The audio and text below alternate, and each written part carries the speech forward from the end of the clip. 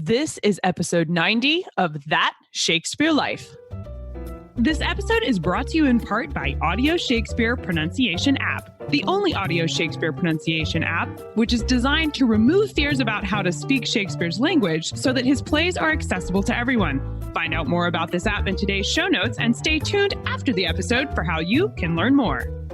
Hi, I'm Jared Kirby. I'm a traditional fencing master and a fight director for Screen and Stage. I am also the author of The Gentleman's Guide to Dueling, book all about Saviolo, and you'll be able to see his impact on Shakespeare. Another great method for studying the life of William Shakespeare includes listening to this.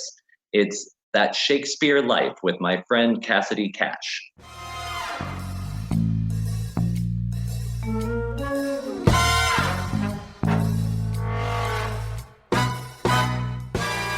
If the boys are tired, if they're hungry, if they're scared of the environment, then they certainly wouldn't want to come back to school, which is why the whole emphasis of the teaching style is taken from the humanism and the Renaissance platform of the polite way of learning. The motto in Europe at this point was manners maketh man.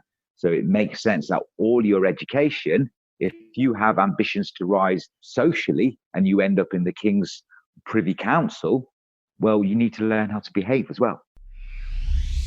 Welcome to That Shakespeare Life with Cassidy Cash. Cassidy believes that if you desire to successfully learn or perform Shakespeare's plays, then understanding the real life and history of William Shakespeare himself is a must. That Shakespeare Life is the podcast that helps you go beyond the curtain of some of Shakespeare's most iconic works and explore the world of early modern England as Shakespeare would have lived it, learning from the writers, historians, and performers who know it best. And now, here's Cassidy. In the 16th century, King Edward VI, before he died quite young, was focused on bringing education to the small towns and villages of England. And that included officially chartering a school in Stratford Upon Avon called, fittingly, King Edward VI Grammar School.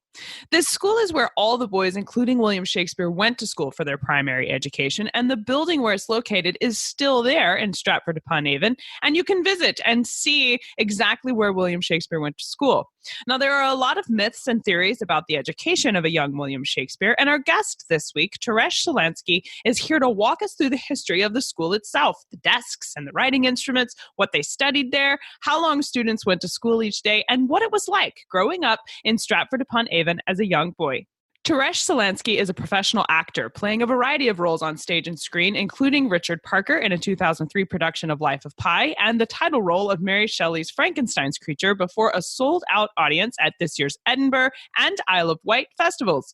Taresh co-owns Telltale Presents, a theater company which focuses on bringing world history stories to life with humor and physical theater. His love for little-known history has led him to Shakespeare's schoolroom in Stratford Upon Avon, England, where he uses his skills in theater to enlighten the educational and hands-on world that William Shakespeare and the 16th century England would have experienced. Taresh, welcome to the show. Thank you for asking. Why is the school where Shakespeare was educated also called a guild hall?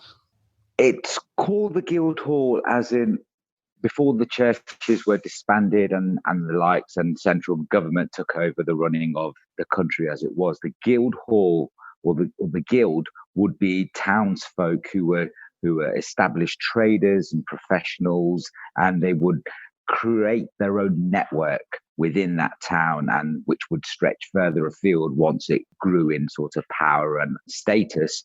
But the guild itself was really there as for the town to have a unifying block where meetings could take place, and if there was any immediate actions needed to take in the safety of the town, or if there are any sort of fires or anything untoward, then there would be a space or a place that the town could come together and come up with a solution, or at least have a stronghold for money to be kept, town arms to be kept. So it was very much the hub of any town or any sort of small village, as it would be.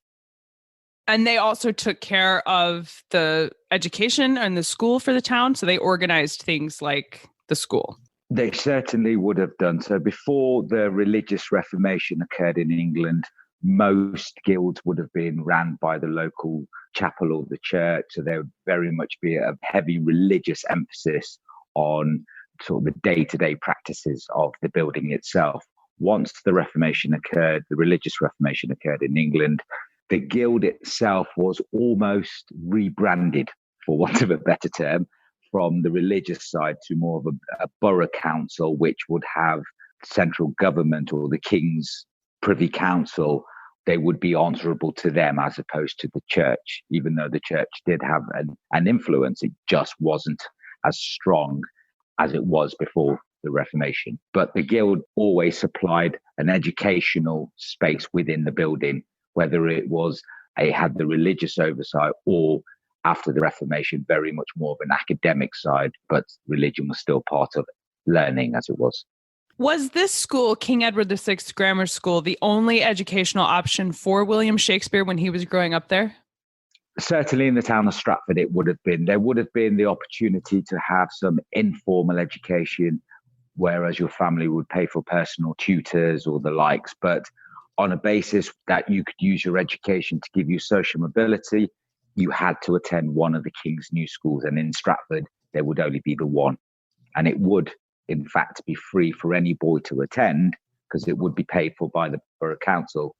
But the emphasis of learning was on the individual student. So if you weren't a keen academic or a keen student, then school wasn't for you. Off you go to work like every other 8-year-old boy and girl would do. Did students use Greek theater writers like Seneca to learn their translations from Latin into English and back again? Very much so, yes. Not just Greek, Latin also. Most of the classical literature would be written in these two languages. So the boys wouldn't just read the classics. They would actually, in order for them to get a better understanding of what the author intended, every play, every poem would be read as the author intended. So if it's a play, it's performed in the class where the older boys, who would be more advanced in their learning, would perform these pieces in their original verse and language to an audience of younger boys ranging from 7-year-olds through to 10-year-olds. So though they may not be able to fully understand all the text and the language, through their limited understanding of the language and the way that the boys are performing and their expressions and their voices, they'd be able to at least get a general gist of what the stories were. I've read about there being an annual dramatic presentation at the end of each year. Can you confirm whether this actually occurred? And would Shakespeare have been using performance and theater as part of his regular education as a child? Very much so. What we have to understand as a modern audience, when we look back on Shakespeare's world, is that everything that we take for granted within the educational world just simply doesn't exist. Not only it doesn't exist, it's not even been thought of as a process. The very idea of mass education for someone of a pupil that isn't of a nobility means that you have to have a base that all boys, regardless of their background, can have an equal platform. And so education wasn't just about reading and writing. In fact, in Shakespeare's day, that was less than 25% of the importance. What was more important was your ability to understand in the way to think, not to be told what to think, which is what education develops into once we get into the late 18th, 19th century with the industrialization of Britain and the world. But in Shakespeare's day, it's going to school to be shown how to take any problem that sort of question posed to you and have the ability to use your reason, logic and experience and come to an answer, as opposed to in modern education, you go to school to be, for want of a better term, to be exam ready. In Shakespeare's day, an exam doesn't identify your level of understanding. It's when you can teach and explain others how things work. So, and that was the emphasis of Shakespeare's education, where it wasn't being sitting exams at the end of every term. It was as you learn any particular subject, whether it's in the classics or whether it's mathematics, you then become the teaching assistant and pass that knowledge on to boys who wouldn't be as knowledgeable or they would be younger than you. And if you can teach the subject, you've understood it. They were in principle looking for capable and able teachers and commuters, so communications, as opposed to being the grade A student as it was. Why was theater the venue through which the teachers taught children how to think? I don't think that fits into a modern mindset of what education is. Sometimes there's a question about the importance of drama and theater in education. And I find it really exciting that theater was the way they taught people how to think and reason and use logic to come to an answer about a question. Why was theater what they chose? In a modern way, it's certainly an interesting way to look at it. But in the 16th century, there's very little entertainment. There's very little way of passing any sort of knowledge on unless it's through the actual act of experiencing it. So, and again, with these stories, which would be many of these stories that Shakespeare would go on to tell himself, like Julius Caesar and various other Roman and Greek classics, the only way to pass that knowledge on was through storytelling. And by using drama and acting and theatre, you weren't just learning the story, you were actually understanding it at the very root of the character level as it was. And as you understand it and retell the story, you might not, to give you an example, if you're in a room full of 40 to 60, 7 to 14-year-old boys, as Shakespeare would have experienced, watching your older classmates perform, as you say, Seneca, but one of the Latin or Greek words, when it's pronounced in English, sounds a little rude to a young boy's ears. You would find a room of 7 to 14-year-old boys would react as any 7 to 14-year-old would, which is through giggles or at least a smirk. But if you then have in your mind that you're going to be telling these stories in the next coming years, you would identify that any given moment as a storyteller, you can elicit brand new reactions from the audience just by changing what the audience expect. If they're expecting a dramatic moment in a piece, but you add a bit of brevity to it and you make it lighthearted or you make a double entendre, suddenly your tragedy has been turned into a comedy. Where were these ideas sown into these young men? And though there's no set curriculum, we can certainly identify just by a natural progression of how modern schools work, that way of thinking will then open your mind into retelling stories. So it wasn't, again, to emphasize what I said earlier about school wasn't about being exam ready. It was about being able to understand how you can pass knowledge on, if that makes any sense. It does make sense. Is it your opinion then that Shakespeare's grammar school education was preparatory for the career he would go on to choose? It certainly would have. I mean, it would have held him in good stead for whichever profession you went into. What we have to understand is that these schools that not just William, but all 16th century boys would have experienced is that these were proving grounds. Up until public education was available in England, social mobility for any boy that wasn't born of nobility wasn't available. That's 98% of the country has no voice, has no prospect of professional progress. If you're born a farmer, you die a farmer or a labourer. It made no difference of how naturally smart you are. It wasn't until the inclusion of the King's New Schools and that boys from ordinary families could attend, would that they could show not just the world, but the king and those in charge that if you can shoulder the responsibility of learning, well, then social mobility is available to you because that means you can shoulder the responsibility of office and state. But without one, you can't have the other. And up until now, England being a medieval nation is that you are born of a ruling class. Unless you're born to the king or related to any of the noblemen, then I'm afraid you're never going to be part of the ruling classes within England. You're just your general stock. So once these schools and King Henry VIII established the King's New Schools and they became more and more popular within these smaller towns, suddenly the aspiring merchants and middle classes took advantage of these schools because they could see within just the makeup of English society, boys and young men such as Thomas Cromwell, Thomas More, Cardinal Wolsey, sons of ordinary well-to-do traders. Their sons, through education, have suddenly risen through the ranks and become some of the most important men within English history and English society And not only that, they are gleaning all the rewards and the status that these positions give them. But it's important that they understand also that consequences for poor choices and poor understanding have dire outcomes. So if you were found promoting the wrong religion, if the monarchy suddenly changes from Protestantism to Catholicism or the other way around, and you're still promoting the wrong religion, there's more at stake than just a short, simple slap on the wrist.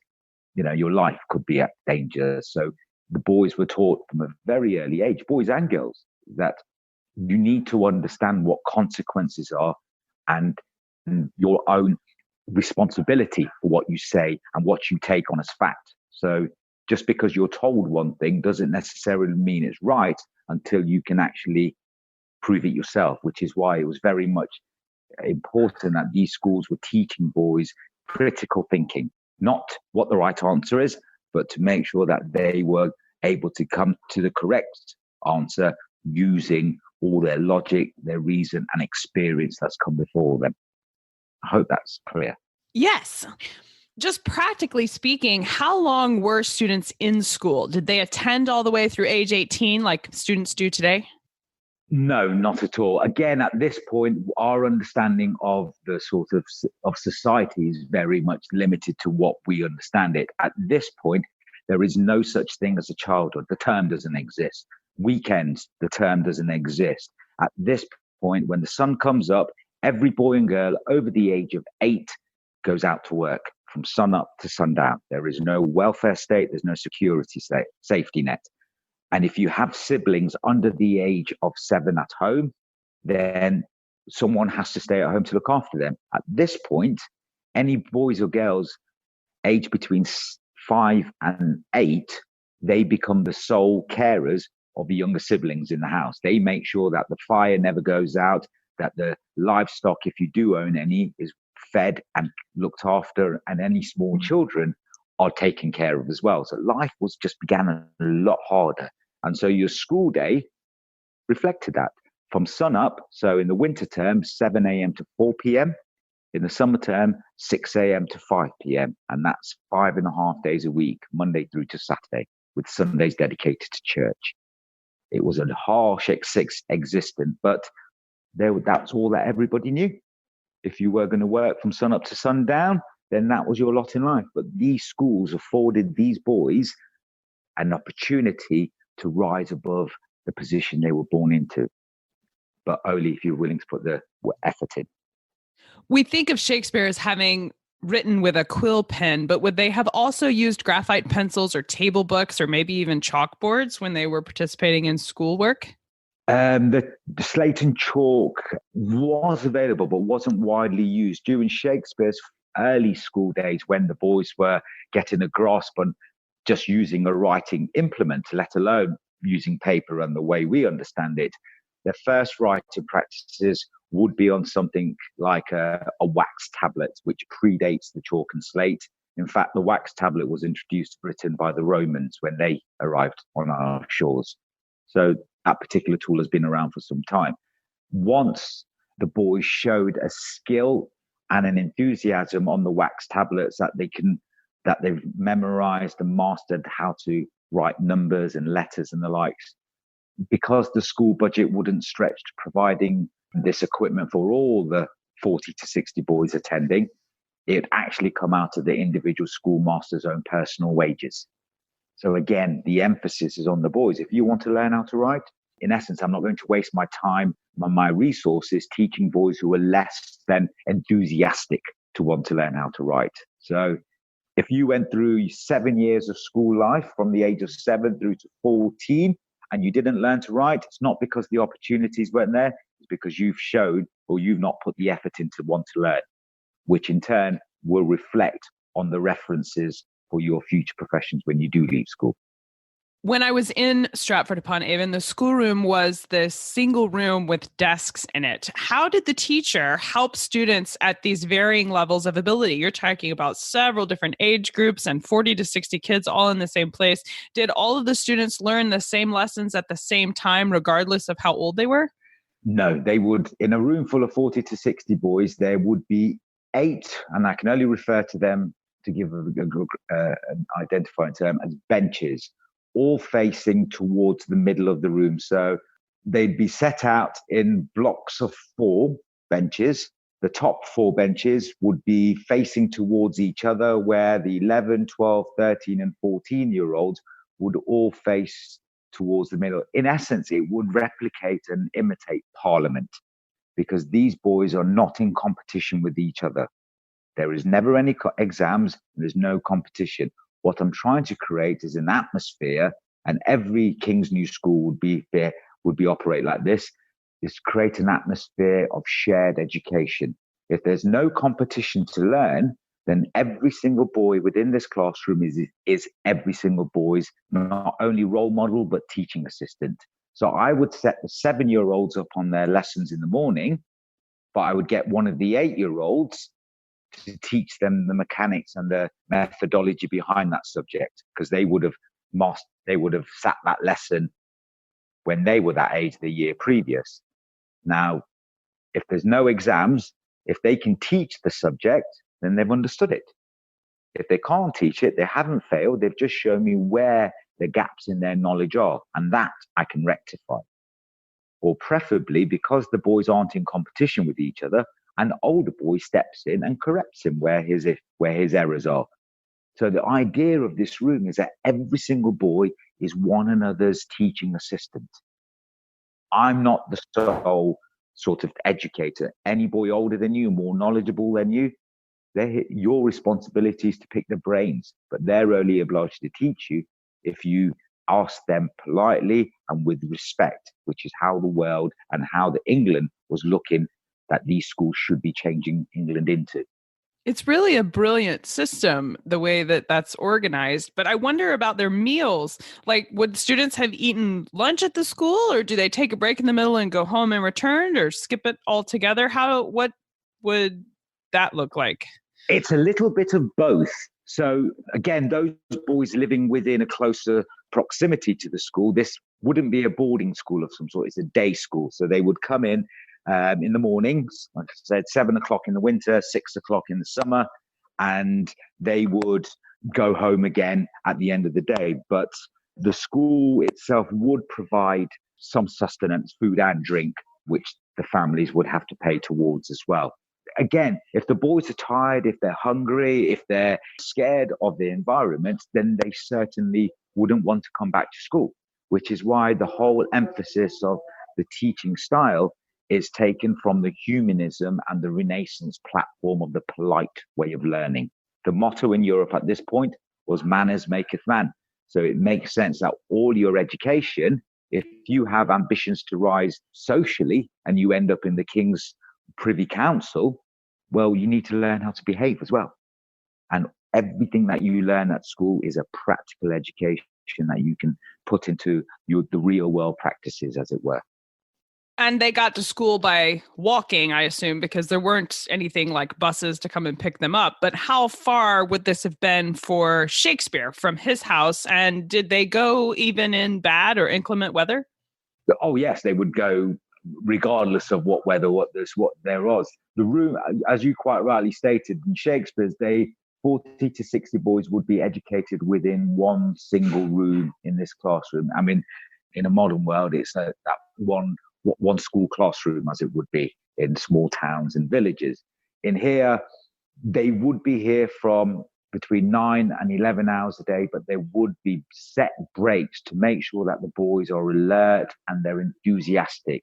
The main pull of these lessons is that we want these boys to learn through play. We want these boys to learn through engagement, because if you're scared and tired at school, you're not going to be you're not going to be engaged, you're not going to be enthusiastic, and you certainly are going to make the school day seem a lot longer.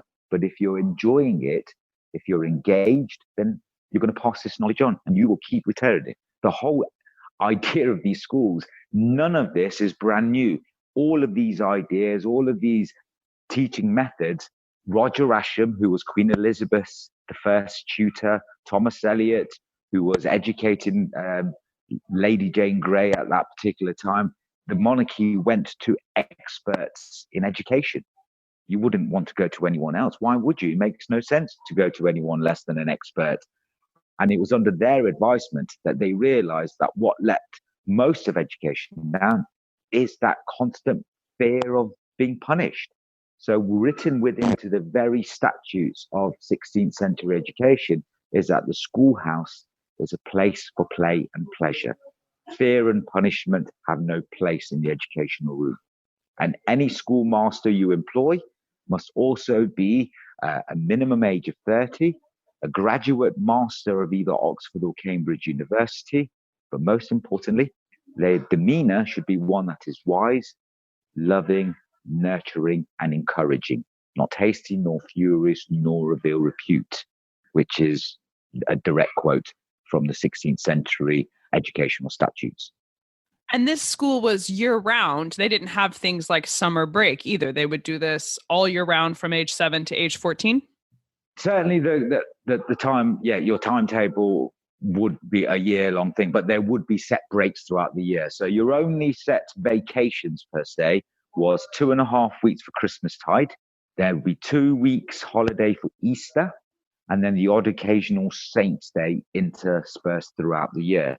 Your summer break would coincide when the harvest would need to be collected. So those schools would be stopped. The boys are not on holiday. They would be gaining employment, earning a wage for what they've lost from being in school. So life was just more difficult. This is such an exciting topic, and I know we would love to learn more. Do you have some favorite books or resources that you can recommend we use to explore this further? Oh, I mean, I always find a good way of looking at the world is to look not at the individual characters like William Shakespeare. There's very little written about him in his early years. But what is more fascinating is reading about the world that was growing around him. Ruth Goodman, she looks at very much at the world influences in the 16th century, she's not just on the Tudor period, but also the later Victorians and the Georgians. But what Ruth Goodman gets a lot right is attitudes of the day, attitudes of not only the nobility and the high grade, the high status individuals, but also the working class and the day-to-day hardships. A lot of her books are based on her actually spending anything up to 6 months to a year living that particular life, using the tools and the techniques that they would have used.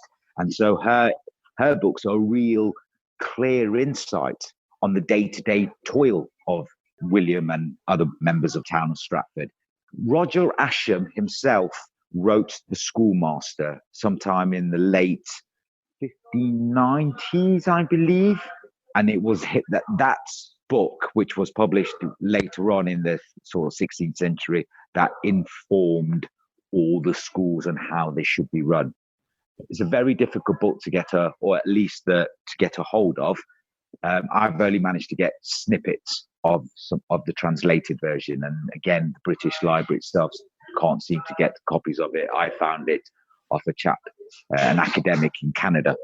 So you can see how difficult it is to get anything from 16th century education. I mean, if I was to be quite cynical about it, it's because 16th century education is about learning. It's not profitable to create critical thinkers. And unfortunately, since the Victorians came to power, the only interest in mankind has been what's its financial worth. Education has been so poorly sort of fed. It's been sort of curtailed by those in power, because if you have an educated population, then that means they're going to communicate more to each other and they can't be controlled.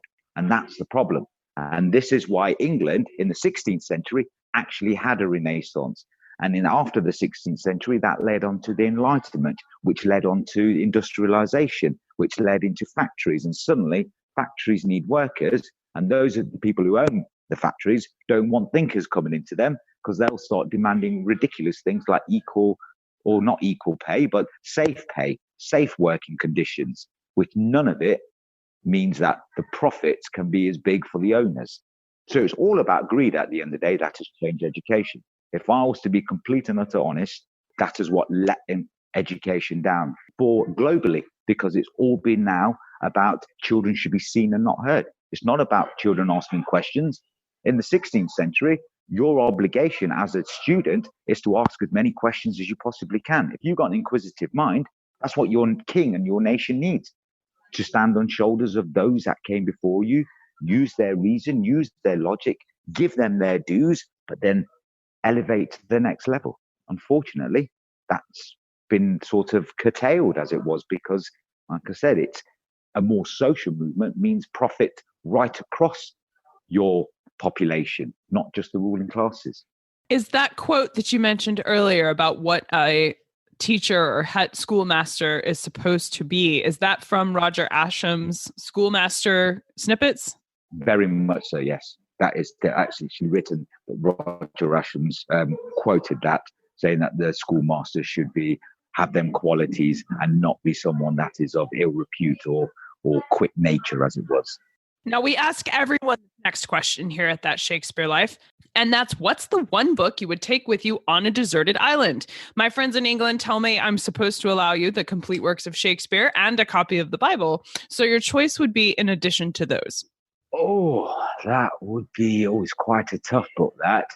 I think it would have to be any book by Roald Dahl. Is just, it's got all the complexities of adult thinking, yet all the ingenuity of a child's way of understanding the world. It is what makes reading fun. You'll be very well set up on your deserted island with that choice for sure. Thank you very much. So what's next for you? What are you working on now that you're excited about? Well, next year we'll be, hopefully we'll be reprising one of our roles that which was proved quite popular in the summer of this year, which is touring Mary Shelley's Frankenstein again. So hopefully in which I'll be playing the creature. It's a reimagining or relook at Shelley's Frankenstein, but told through the eyes of the creature himself. So it's his take on acceptance. If you don't look like everybody else looks or speaks like everyone else looks. It's taken from Shelley's version, the creature itself, he was very quick-witted. He actually had an intellect. He was just, he was bright. He was just made up of many different parts. So in a way, it's very much I get to do something very different, which is physicality in acting, and using a very sort of tried and tested way of taking an established story, but then flipping it on its head and say, well, let's have a look at it from the creature's point of view, and how, if it still is the same story, who is the creature in this? Is it Frankenstein, or is it his monster that he brought to life? Or is it society that's created the monster? So yeah, that's it. I always like to have things that are fun, but yet challenging at the same time. Takes me out of my comfort zones. Taresh Solanski, thank you so much for being here. This is really fun to get to meet you and hear about what you do. I know I'm excited to come and explore Shakespeare's schoolroom and get to meet Shakespeare's schoolmaster and learn about all of this. Thank you so much for taking us inside Shakespeare's grammar school. I really appreciate you being here today. It's been an absolute pleasure. It's been lovely speaking to you as well. Thank you very much. To add your voice to this conversation with your thoughts or questions about Shakespeare's schoolroom, be sure to check out today's show notes. Not only will you find a place to leave your comments, but there's extra history in the show notes of every episode we do here at That Shakespeare Life, with links to the resources Taresh recommends for when you want to explore deeper into the history of today's topic. Find all of this stuff over at CassidyCash.com/episode90. That's CassidyCash.com/EP90.